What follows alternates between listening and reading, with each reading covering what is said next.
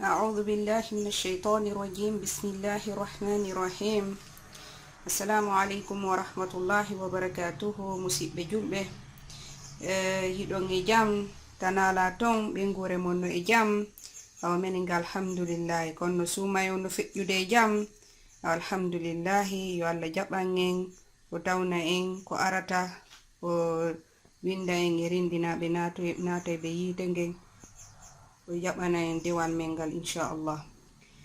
Haray musidɓe julɓe, haray miɗo ari ɗo waɗangolen ɗo recette ko français ɓe yinata kon maafe hako bantara inchallahu. haray nen kadi e waway darugol ka YouTube fino wawiren defirgol no falira ɗen non hako bantara on inchallah.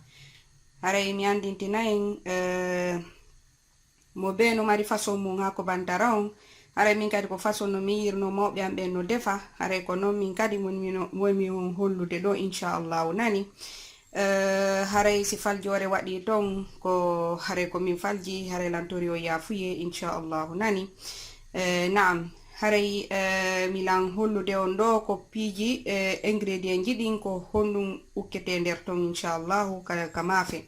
Et après non waɗen étape on no defirte non inchallah nani. naam haray ɗo haray ko magi woni ɗo magi légume on ko yeyete ko ngaldi e ndi condi ɗo ko condi taku. naam haray ɗo wawi waɗgol kadi taku on taku kecce ɗen ma taku warbaɗe ɗo wawi wadde. donc ɗo ko condi taku on woni ɗo. haray ɗum ɗo ko basalle mi uni seeɗa. ɗo ko tewu ngunni. naam haray ɗo ko liƴƴi warbaɗi mi waɗi lanɗan seeɗa mi warbiɗi. haray ɗum ɗo ko lanti ko ñebbe we toskoy koyni. haray ɗo ko dobbo woni ɗo. haray ɗo ko nebbanture o woni ɗo. min noon ko mi wowi waɗugol ko nebbantiga kono ɓaare ko nebbanture on ɓurɗen andude ko ɗum woni waɗande en nebbanture. haray ɗan nebban ɗo ɗan ɗo ko siiwa ɗan laɓɓina ɗan ko ɗum ɗon ɗan kaka magazine ji ɗi yeyete ka ɗuma ɗan ɗo hiɗan siiwa hiɗan moƴƴani ɓuri cellal ngal diɗan siiwa kaɗan. naam haray ɗo ko hako bantara o mi unidi e hako basalle on. naam haray inna bismillahi inchallahu mi holla on ɗo kami warbi ɗo liƴƴi ɗin mi heefi ɗi han gasi. après ɗo mi warbi liƴƴi ɗin joni ko ɗo woni mi arde mi ukka ɗuma on tewu ngun inchallahu nani. mi hibbali ndiyam ɗam fiyo guuli ɗiɗi luttu nder ton inchallah. naam haray mi ukki tewu ngun mi wadde lanɗam seeɗa nder ton.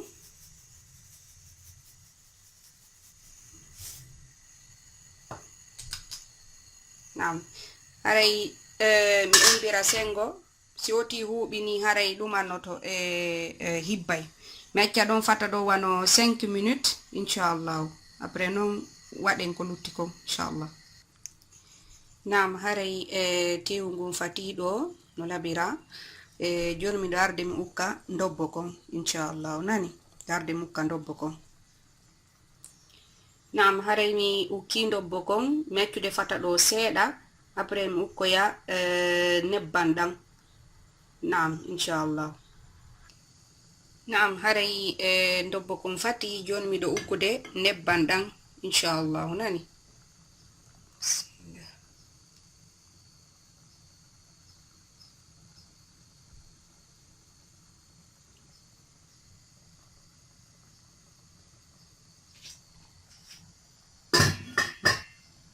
joni no mbay mi ukki nebban ɗam mi waɗa haako kon inchallah.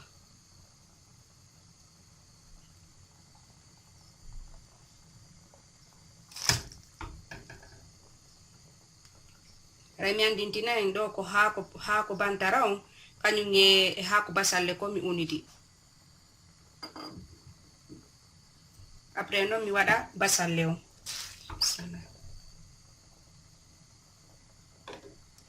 mi watta ɗo noon lanti on ɗuma ñebbe toskoy ko inchallah.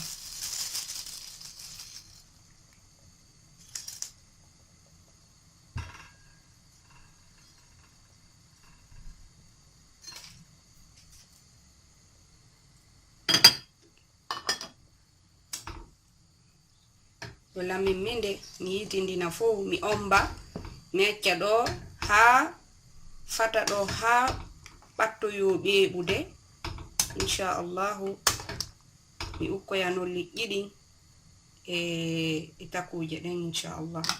ɗo mi ɗo ukkude ɗo magije ɗe woni mukkude ɗo.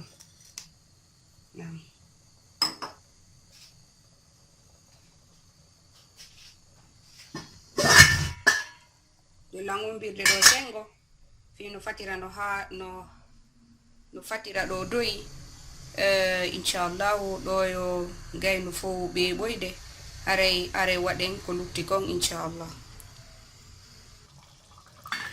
aray nam mafe kon no fatude ɗo no labira aray miɗo habbade seeɗa ha ko ɓurta ɓeɓugol ni mi waɗa liƴƴi ɗin inchallahu nani e après non mi waɗa takuje ɗi condi taku ndin inchallah.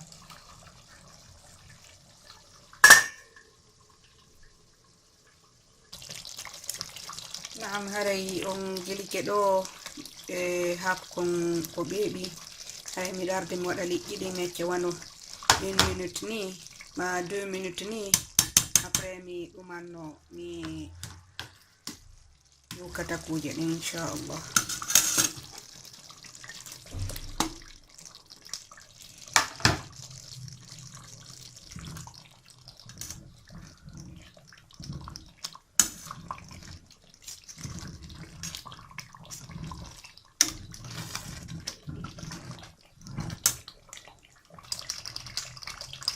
Nam hare mi waɗi liƴƴi ɗin garden waɗata kon seeɗa ɓayoyi ɗay mi wanno ndobbo buyi seeɗa haray mafe kon ko tekki hako kon kadi mi ununo ko ka mi wuguno ko kadi hako ɗaati simi ɗumanni ko ɗum waɗi sañinaki ɗumannaki haray ko seeɗani mi woni waɗude fitun no wonira no jogodira seeɗa inchallah.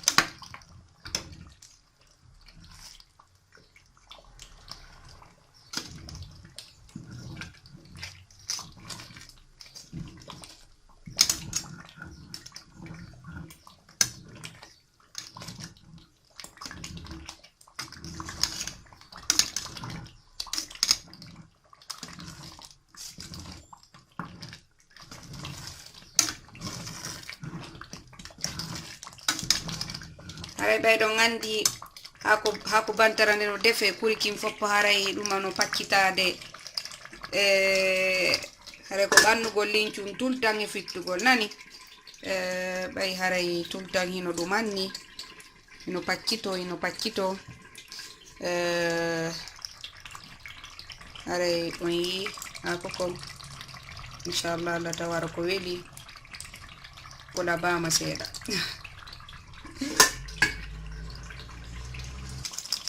na musidɓe julɓe haray hako kon ko ɓeeɓi ko ɗo tino wawi kupude yite nge acca ko uro seeɗa inchallahu nani après si waɗen représentation on inchallah. haray woɓɓe no waɗa e hako bantara kiri reedu nagge ngen ɓe waɗa wafuri maɗum ɓe waɗa condi liƴƴi maɗum ɓe waɗa sanfu donc mo be e façon mum defugol ngol donc voilà min haray kono façon no yumma en defira e nonon no mi yirnon ɓe defira haray kon façon ɗon mi iyi ɗo mi waɗani on ɗo inchallahu nani. haray oti no waɗa kadi hako ɗuma no waɗa kadi nebban olive defa à la place ko watta ko nebban tore o waɗa nebban olive o inchallahu. haray oti woɓɓe wadday ha maaro barabara woɓɓe wadday kadi maaro india uru kokon haray komo be e gumum on inchallahu. haray en toriki Allah subhanahu wa ta'ala on Allah kala eseyuɗo ɗum ɗo yo Allah lan ɗon newnanmo o rewisa o moƴƴanamo inchallahu o wawa haray kan kadi ñembintingol ma partage vidéo on inchallahu. haray enen kadi ko ɗum ɗo woni alaka YouTube ñameteji men ɗin haray ŋettoto ɓe waɗen inchallahu feere no wawiren waɗugol nyamiteji men ni ngenen kadi ka YouTube hara kala faalaɗo o yi ɗon o wawa defangol hoore makko inchallah. Miɗo andi woɓɓe haray ko nodday ɓe inna tindinangon no ɗum ɗo defirte inchallah. Joni noon ko ɓe arɗo tum ɓe dara ɓe wawa ɓe defa inchallah. Nani haray nebban ɗan wa'i wasinan ɗuuɗi seeɗa kono oti no wawi ɗiwtoy ko lala fen, oti no wawi ɗuma nade ndeno maafa ara ɗiwta ndiyam ɗuma nebban ɗan maafa ka hoore maaro inchallah. haray ko ni oti ɗuman nori andiri defugol haako bantara inchallah. Na musidɓe julɓe aray hino ɗo résultat haako men kon aray inchallahu en souhaiti yimɓe ɓen fo bon appétit. Naam haray yalla walanɗo newnu moƴƴana luttuɓen kadi kala faalaɗo inchallahu. Nani haray assalamu alaikum wa rahmatullahi wa barakatuhu.